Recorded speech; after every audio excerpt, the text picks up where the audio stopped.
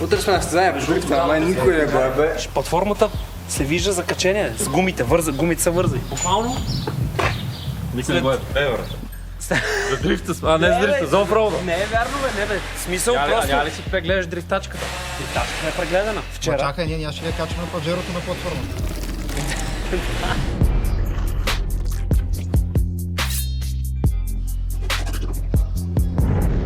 Тук правим новото паджеро, решихме старото да не остава като сираче. Виж го, той е човек. Та взехме си по-големи гуми за паджерото, защото чупихме само по една полоска на каране и сега решихме, че с по-големите гуми този проблем вече ще изчезне. Интересно е, че гумите са по-високи с почти 2 санта, нищо, че и двете са 35-ици. Та нещата смятам, че в кълта и в снега ще са много по-добре. Ти си бачка и колега. Окей. Сложили сме и състезателни шплентове. По принцип не съм 1,40, ама така изглеждам в момента. Да, там горе, приятели, тук горе, да знаете. И имаме по-голям кулер от Vito Viano от тройка CDI. Да знаете, кулера е топ като размер. Елате да ви покажа. Всичко е сделано в Русия, леко, не ме... Ще има и клаксони джипа. Но кулера влиза, вижте, на по 5 мм от вертикалните градички и даже отзаде има вентилатори. Туропътищата, всичко е сделано с каквото съм имал в гаража, но да знаете, че интейк температурите са много по-ниски. И защото имаме по-големи гуми, по-голям кулер, естествено сме викнали и по-голяма турбина. Благодарение на Тончев на Олимит. Мерси, брато. Турбината ще дойде следващата седмица. Как си фанал турбопътя за акумулатора, брат? Какво завиждаш, бе, брат? Това имам просто и тук киселина малко от акумулатора плична, бе. Какво се огледа, бе? Знаеш какво? Я вади 39-ката на драга, сега като си звал турбината. Вижте докъде са нещата с стария, с новия джип. Това е LS-а, адапторния фланец е готов, маковика е готов, имаме още малко дреболии за уточняване и LS-а отива да влиза в новия джип. Мисля, виж и... Щупах камерата, сериозно. Айде, кофаджите!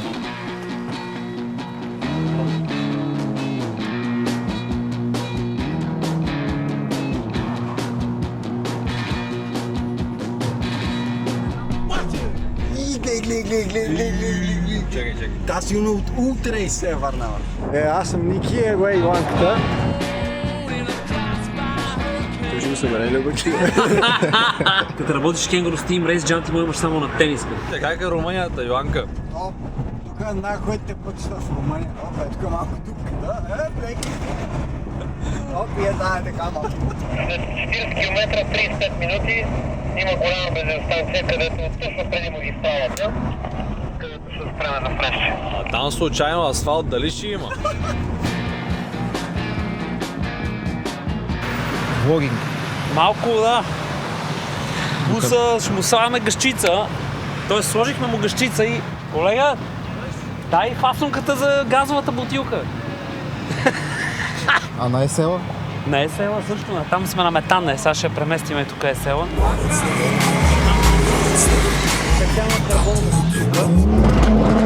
Дали? Дай пак!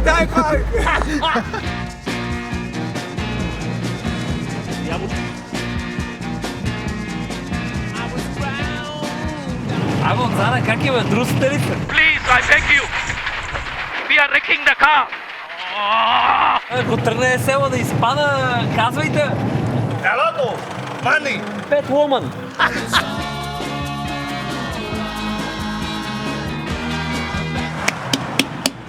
Та много добре. Ти трябваше да видиш вътре българо-английски, бе, колега. Гледай, да си беше за снимки. Гледай какво става тук. Гледай какво става. Банан искаш ли? Знам, че го искаш цяло. То? Ако ще му дам, мислите, ако ще му Окей. Не. И, get in there! Selfie! Selfie, get in there!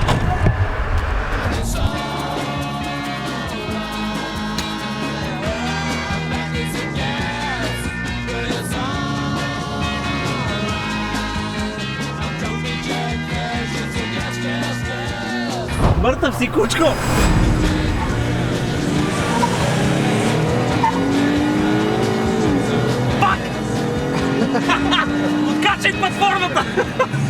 първата победа на Иван.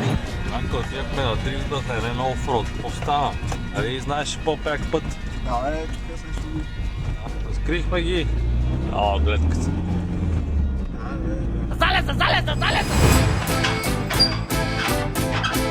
Вече не съм меди, аз съм драйвер, маняк. Какво ще караш? Всичко. Аз ще ги тествам.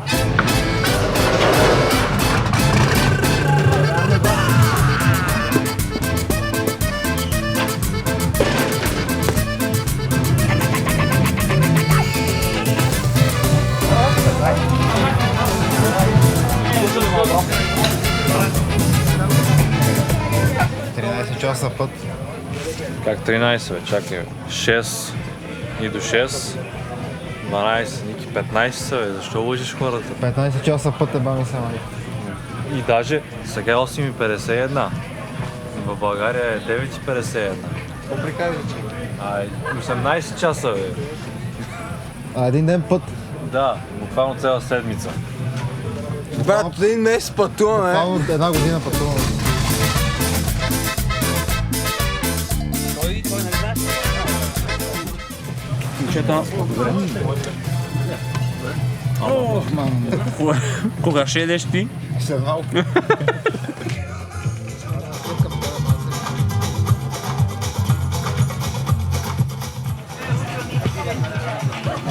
Миньон колата. Миньон колата е топ, това е любимата кола, да носи печели. Само да завиждаш.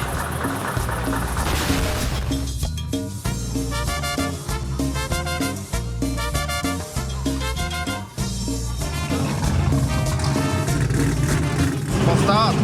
На ГТП ли ще минаваш? В Унгария също видях пост, че се чудят как се правят хубави коли за дрифт и реших да дойда. Сега гледат първата, дето. За който не знае, е моят приятел Адри. Шибан Букук. Значи първата ми среща с него предреди ме на брифинга. Директно дойде, мина, здравей Петю, как си каза, супер възпитано и застана пред мене.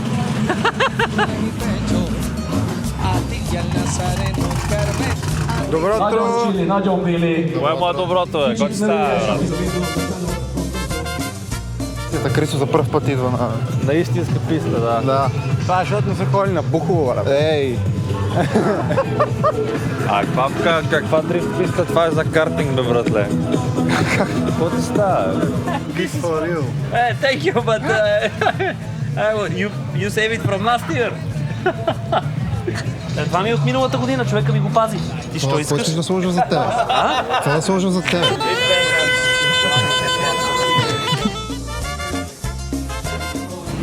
Та, Мария, почваме. Този път сме без Потър. Не защото сме се скарали с Стефчо или нещо такова. По простата причина, че е лято, юли месец е. Стефчо и той човек и си има планове, иска ходи по морета. Надявам се по жени, не мъже. Исках да пробвам какво е да караш без Потър, просто да давам всичко от себе си. Както на Ли, така и на Чейз. Разбира се, моите момчета малко или много са в час. Даваме всичко от себе си, следват тренировъчни сесии, 2 броя. След това квалификации и ще видим какво ще покаже утрешния ден вече.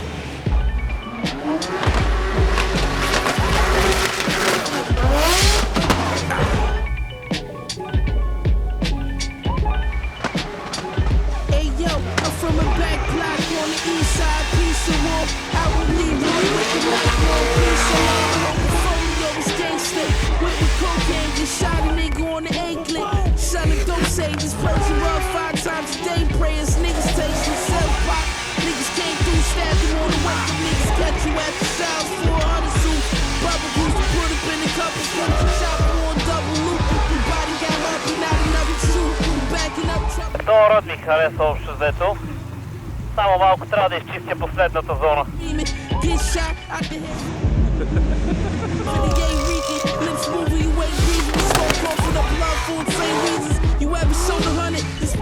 Вече предполага знаеш, но пак беше далече. Да. И правя един, сега ще се опитам Чейз да знаете.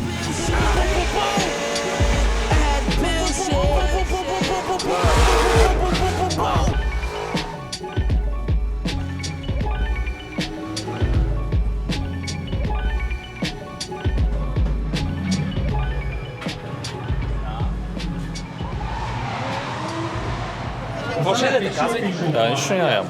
Аз съм дебел. Аз съм по-дебел. Яне споделил палец, той палеца му компенсира.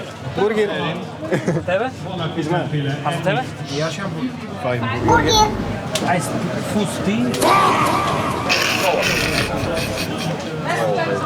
Fusty? Yes. Lemon? Yes. Ту. Ти какво искаш, бе? Цел?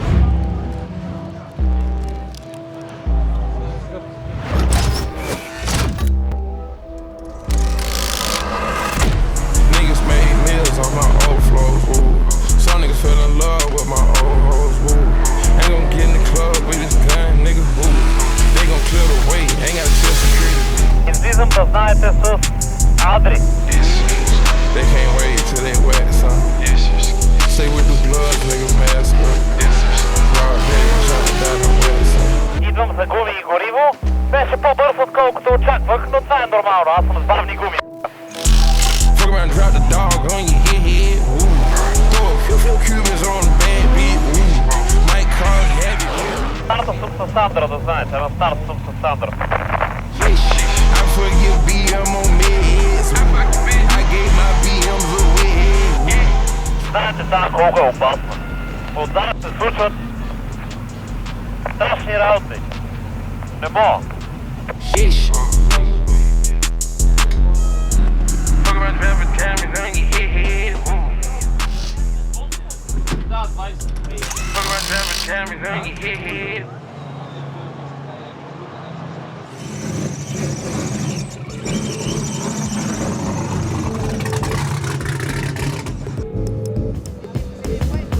I let my mind mental going back to crime central. It is essential that I move my pencil. My credentials in my dental. Хеликоптера ми идва, брато. Идва да ме взимат за жена. Ще трябва да направиш квалификация. окей. Българския пешо. Брат, те всички имат по 0 точки. Колко? 0. Я пак? 0. Чакай, колко са, братле? Ай, какво са правиш тук? Какво? iPhone? Аз... Да пром, Взеха ми работа. само на пром. Взеха ми работа. Това работа ли е? Това удоволствие. Area like Godzilla fighting Gamera, spreading malaria. In your area, pandemonium disabound. To the sign, they hit your town with that musical sound now. And move the crowd with the graphic displays of physical ways. Добре, же. Чакаме да почнат квалификациите и се разрешава. Не се бавят, Демек. Не. Еми аз спечеля, защото пенис.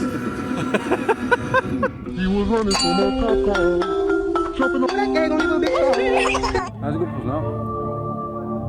Ти познаеш ли? Дали някой да дойде тук също, където излизаме на пистата ми, да му дам очилата ми, защото няма да ми трябват вече. О, и дойде ми колата. Айде. Качвам се. Nights, dimming the lights, my words became the vehicle. To the crowd, the sound remained diesel. The speakers amplify the words of my mind.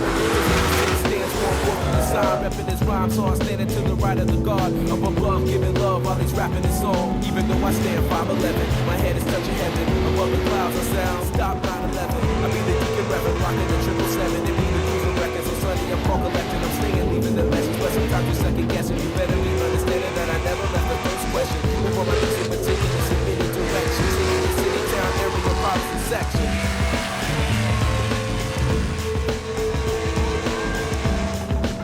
Ръна беше много добър. Да, така е, супер беше. Накрая, нали, не беше дълбоко, но беше в зоната. По принцип е така, ако, нали, правиш последната зона, супер. Нещо такова е плана. Аз ще видя точките за линия, дали искат още да е по-дълбоко и така. 81 точки имаше, ако не си видял. Искат малко повече. Ил и ъгъл. What's in the club with my presence, looking in all of my lessons. I'm only protection that I'm carrying. It's not a weapon. It's the high stepping when you see me. No, that can never be me. I sit back and shine hard, believe me. Listening, talking bullshit, my business listening. Wishing them well while I sing a hard on black missioning. Wrapped around the civilians, rough shine, ridiculous. Big nasty news, quite definitely ridiculous. You hearing this? Keeping these chicken heads delirious. With the vocab in the next, walking the serious. Come on, shorty, don't look shy, no need fearing this. Предобрих на ентрито. Малко предобрих, но колко толкова. Ами добре беше, имаше доста гол, но пак беше доста плитко, даже преди зоната. Да, усети го. И в началото имах една корекция, ти оттам не я виждаш, но... Жи здрави, брат.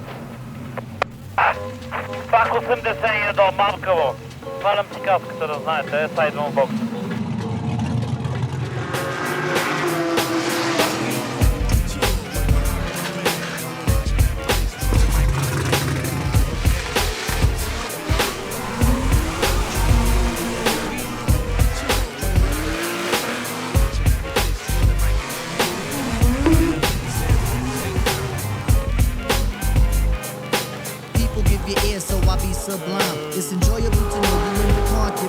Прекалих много, се доближих нека трябва, изправих леко и виж, удрям го, виж, с предницата, а не с гумата.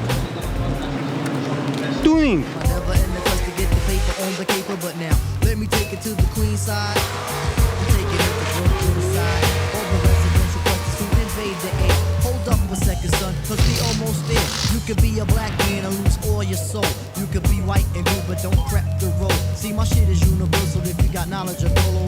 Тренировките за деня приключиха. Не съм супер надъхан от тренировъчната сесия, по простата причина, че на пистата има 3 или 4 добри пилоти и като цяло повечето са балканци от така източна Европа, да се каже, и те дават ти им даваш лид и после те отидат в бокса да си правят нещо по колата. Както най-вероятно се вижда по капака на СЛ, започва да вали топ 32 след 40 минути, но няма значение. Излизаме и даваме най-доброто от себе си. Ако не правя глупави грешки, пътя ми до последните батали би трябвало да е лесен. Все пак се познаваме, аз съм цар на глупавите грешки. Халка. Говорим за части за коли. Да, халката на коленовала. Е така. На Йоанка за това.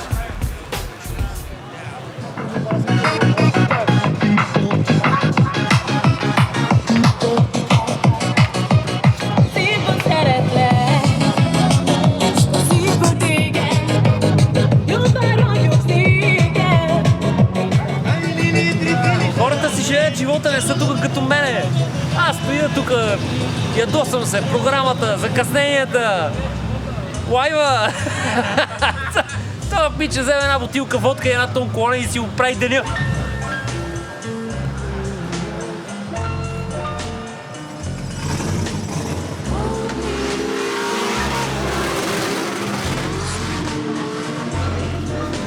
Видях чистия лид, братле. Защо ме кара само си хъба бензина?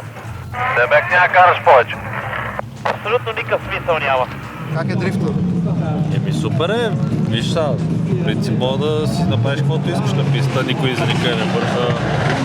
Цигара мога да пушиш.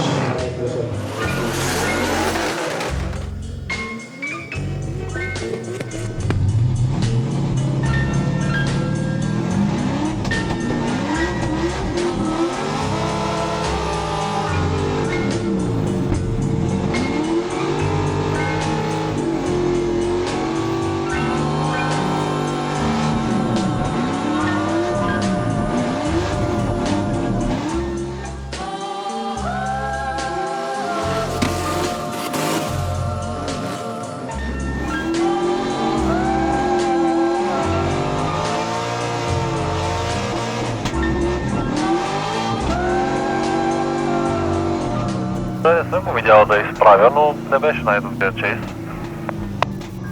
Все пак трябва да се постарая, защото го чуват. Така че да. Да, не беше много далече, на някои места беше по-близко, на други по-далече. Тук точно след предпоследната зона буквално си караше направо, но все пак.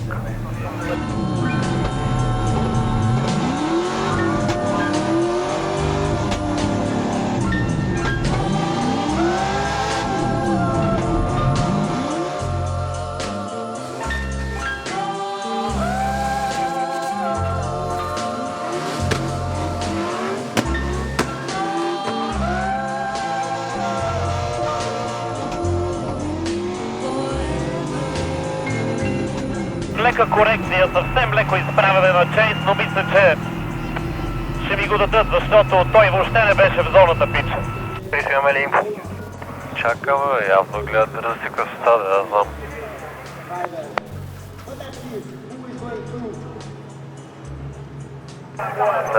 По някаква причина Петя отпадна.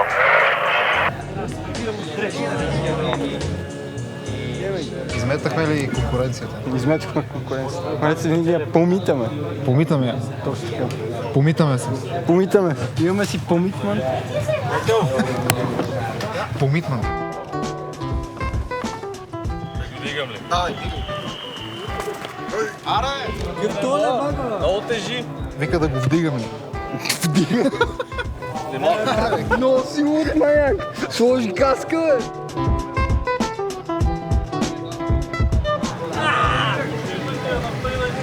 Ама не бе, ти беше казал, че ще излезе така назад и аз за това. Да караме.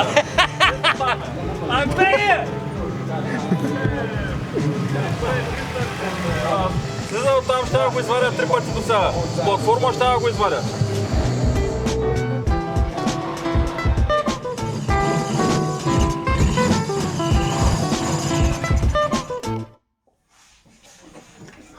Съжалявам, че има такъв край клипа, просто няма как, пичове. Това не е за да ви се обяснявам, що съм паднал и да почна да се извинявам и прочие. Целта на този край е да разберете защо няма смисъл да ходите да карате нито в Румъния, нито в Унгария. Абсолютно тази цялата част на Централна Европа няма смисъл, пичове. Това е за вас, за моите български пилоти и приятели. Батъл ми беше срещу Pro 2 пилот от Румъния или Молдова, не мога да се сетя. Виждал съм го в Pro 2 класа навсякъде. Искам да знаете, че това не е храна към него, това е храна към съдиите и главно към организаторите. Какво се случи? В първия рън, нали, аз съм с по-висока квалификация, излизам аз лид. Излизам и правя сейф рън, знаейки, че на тази писта, когато караш много дълбоко в зоните, е много лесно да се завъртиш, защото там се е напастила гума, а мократа гума е като лед. Та, решил съм поначало да карам с една гума в зоните и да имам добър тайминг на транзишните, добър overall перформанс и флуидити. Бих казал, че този план е изпълнен, като даже в една зона, която е най-опасната на мокро, потъвам с две гуми, излизам от нея към следващата и завършвам ръна добре. Това, което се вижда и си спомням, че Крисо ми каза по радиостанциите, е, че пича отзаде има две изправения. И аз казвам, окей, караме сейф чейса без да се блъскаме излишно, защото аз знам, че и пилота не е добър и не може да кара добре. Ако му се навирам, може да стане, да дам повод за размисъл на съдиите за това какво става. Ръна завършва и аз по радиото помня, че казах на Крисо, че имам лек дедъкшън, нали, заради тази нула на чейс, но смятам, че не е нула, защото имаше причина това да се случи и че смятам, че батъла е мой. Слизам от колата сигурен и след 10 минути мислене на съдиите се оказва, че батъла не е моя, батъла не е омата, е батъла за другия. Естествено, аз бесен.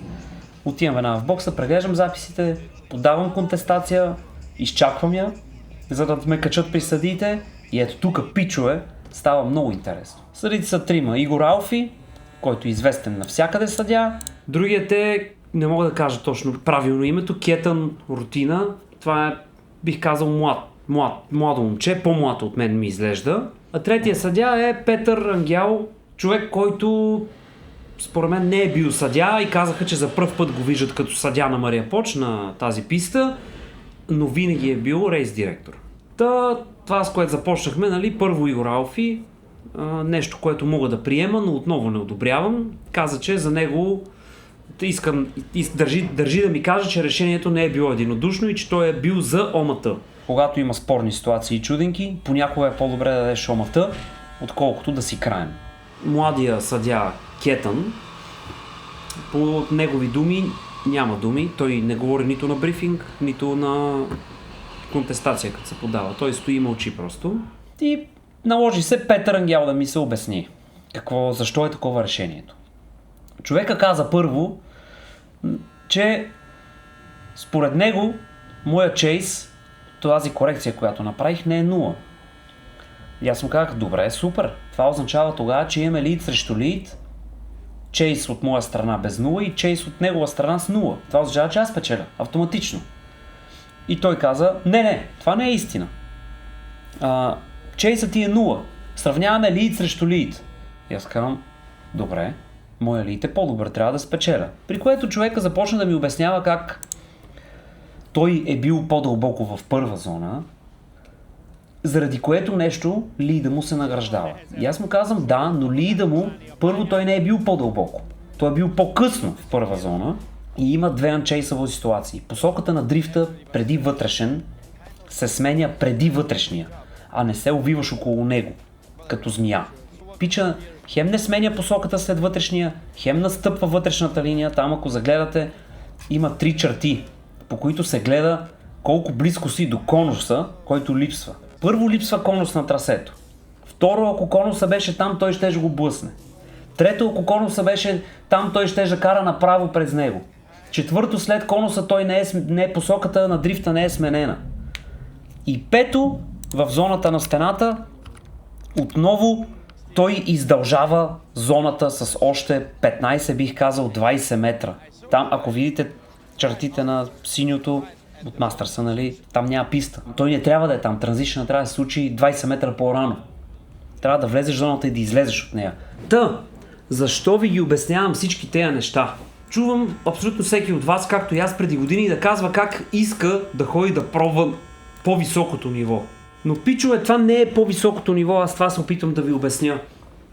Вие давате примерно, да кажем, 5 или 7 хиляди евро, за да присъствате на този ивент, нали, всичките ви разходи по него. И какво получавате първо, всъщност? На първия брифинг влизаме в стаята, ни казва, здравейте, това е професор Еди кой си, той ще ви обясни за AI дрифтинга. Дрифтинга без пилот вътре. При което следва една 20-минутна лекция за това как те са достигнали в някакъв университет до някакво ниво на дрифт без човек вътре. Изцяло безпилотно AI пилотиран автомобил. 20 минути, пичове. Като свършва лекцията, ни казват, ако бутнете този конус сте 0, всички сте карали тук, беше ни приятно. Късмет. И това е. След това, какво ви очаква на квалификация? На квалификация вие лайф нямате. В нашия дрифт шампионат вие на квалификация имате лайф. На този лайф, на последния ни кръг, ви снимат 3 камери и дрон. Значи вие имате 3 гледни точки на пистата, дрон и съдии, които виждат цялото трасе. Какво получавате тук? Първо, таксите са, всичко е по 2 и пътувате на майната си в Централна Европа, на високото ниво. Нямате лайф събота на квалификации. И съдийската вишка е така разположена, че не вижда 2 от зоните. 1/3 от трасето за тях е невидим. Там унгарските стари пилоти тази част от трасето я наричат Лас Вегас. Те ми го казаха след като паднах и ги питах защо. Защо това е Лас Вегас? И те викат because what happens in Vegas stays in Vegas. Тоест, каквото стане там, си остава там. Което е абсолютно тъшак. В неделя, когато е време за батали, какво е в Содрифт? В случая в моя шампионат. Отсъждат ви, бих казал, най-добрите пилоти на тази държава. Първо, защо държат да са от тази държава? Всеки иска да са външни пилоти, защото казват, тук няма да има пристрастие. Но, когато има спорна ситуация, аз трябва да мога да говоря с тия хора, да дебатирам, да си излагаме факти. Когато трябва да разчитам всички да знаят добре английски. А това не е сериозно. А тук получавате едни хора, които ви гарантирам, когато им чувам изводите, когато казват, че този лид е по-добър от моя и затова печеля, той печели. Това са хора, които или не са карали дрифт, или са останали в дрифта 10 години назад. Абсолютно същото е и в Румъния, абсолютно същото е и навсякъде, където отидете. Единственото ниво бих казал на високо ниво на отсъждане и съдействане, нали, са Мастърса, FD, бих казал Ирландия и Полша. Не си хабете парите да ходите никъде другаде. Карайте тук и ако решите да се натискате навън, ходете Ирландия, Полша, Мастърса. Не си хабете парите да ходите нито в Румъния, нито в Кинга, нито в Унгария. Пичове, абсолютно сериозно ви казвам, последните 5 години ходя само там и е пълен булшит работата. Точно затова се хванах да се занимавам и с дрифт шампионата, защото виждам, че това, което искам, аз няма къде да го получа. Аз искам много просто. Искам адекватно съдействане, адекватен лайв, за да си видя грешките, да ги анализирам и да ги подобря. И ако може, разбира се, ферплей от пилотите. Нито едно от тези неща не е на лице в околните ни шампионати. Нашия шампионат е правен от пилоти за пилоти. Това е разликата между моя шампионат и всички други, които може да отидете наблизо. Няма да изпадам в детайли, че програмата винаги е в закъснение, а такова нещо тук няма. Тук се цепи секундата. Вие го знаете много добре. Те обясняват как съдят лид срещу лид, чейс срещу чейс, обаче съдят всеки за себе си. И вадят трите слайдера. Всеки отсъжда лида за себе си, отсъжда чейса за себе си и казва кой е бил по-добрия. Лид срещу лид, чейс срещу чейс. И това няма как да го направиш и да не ти отнеме 20 минути. В FD и Masters'a се случва, защото всеки съдия има 2 арбитъра зад него. И те са реално съдийския колектив 8 човека. Или 9, а не 3. Искам да движа дрифта в България напред и нагоре. И затова ви казвам, до година ще се постарая да направя проклас и не си харчете парите при тия бълъци. Разбирате ли? Не си струва. Не си струва да хвърляте кинти в този пробит плик. Защото няма ли адекватно съдийство, няма ли адекватен лайф, губиш пилотите, а пилотите са най-важното. И ето това става с тези хора. И за мое голямо нещастие ще направя шампионата толкова добър, нашия, че да ми се реве, че не мога да карам в него. Мерси пак за гледането, пуснете си пак епизода, първата му част, тя е много по-забавна и интересна, за да го забравите тия говна. И така, мерси, че купувате мърча, мерси, че ни подкрепяте в канала и навсякъде, мерси на спонсорите ни и целият екип, който стои зад мен. До следващия път.